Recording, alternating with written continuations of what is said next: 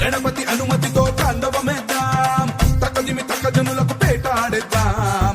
గణపతి అనుమతితో తాండవమేద్దాం, తక్కదిమి తక్కజనులకు పేటాడేద్దాం. పెప్పులిపై కదిలినాడు ఆపదలో వదిలిపోడు నాయకుడే శ్రీమణికంఠ.